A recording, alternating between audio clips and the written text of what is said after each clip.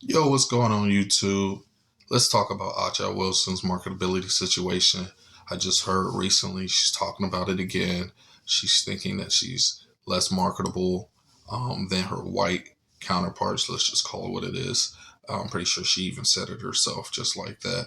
And let's dive into it and figure out if she has uh, really a crutch to stand on, because me personally, I don't really think so.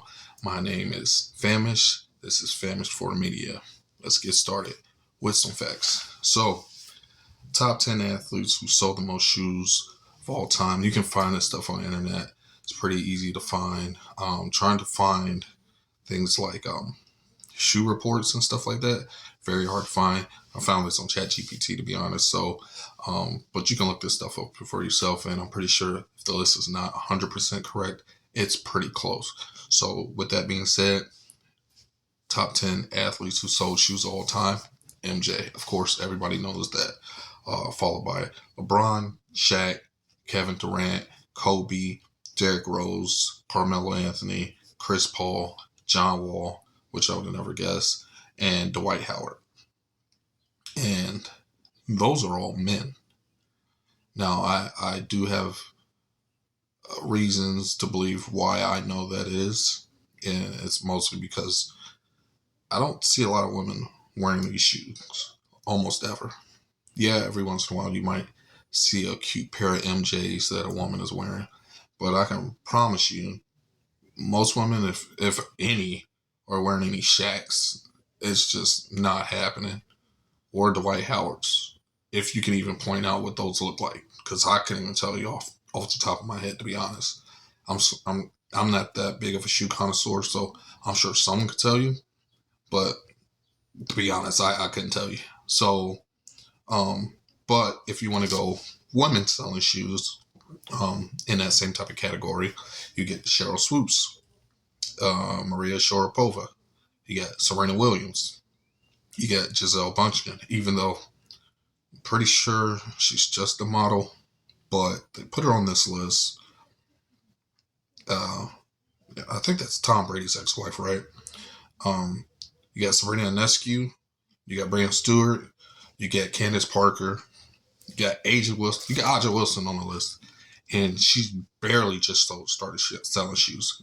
And guess who's next on the list? Caitlin Clark, and she hasn't even put out a shoe yet. So that shows you how small that list is. And then you got Shamik Holtzlaw. I'm not even sure who she is, to be honest. But with that being said, um, part of the reason I think that that women don't sell, they're not as marketable when it comes to stuff like selling shoes. When it comes to sports shoes, is because one, let's just be frank, a lot of guys are the ones wearing these shoes. And even if you're a woman and you're wearing these shoes, you might venture over and wear some MJs, but I don't know any guys ever that's wearing any of these women's shoes. Personally, I could be wrong. There could be some guys out there, but me personally, I don't know anybody. And like I said, there's some women that will wear some of the guys' shoes, but I don't know. It's not even going to register as far as sales when it comes to men wearing the women's shoes. It just won't.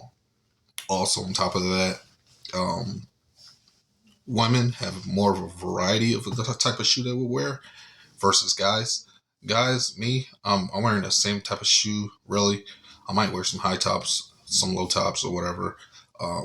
But they're all mostly the same type of shoe. Versus women, they got high heels, open toe shoes. They got stilettos. I mean, they got such a wide diversity of shoes, and they might even buy more shoes than guys. I mean, I know guys with mean shoe games, but most women, they're probably buying a lot of shoes, but they're also buying a variety. Versus most guys, your average guy, he's not buying a whole variety. He might have a dress shoe, maybe a couple pairs. He might have some work boots, and then for the most part, his walking shoe is probably going to be similar to mine.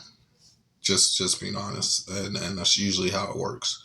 Um, So women are buying a more diverse type of shoe.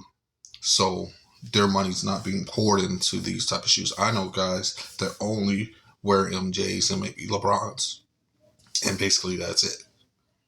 You know, I don't know any women that are just wearing just one style of shoe basically ever. And that's just how it is. And also on top of that, when you say marketable, um, I don't believe it's this whole uh, you're white, I'm black, I can't sell type of thing. That I find that to be highly unbelievable. People are going to buy their favorite player's stuff. Now it's two things. Not only you have to be very good, because let's just get this straight, Aja Wilson is the best player in the WNBA. There's no fight in that. It is what it is. Her numbers say it.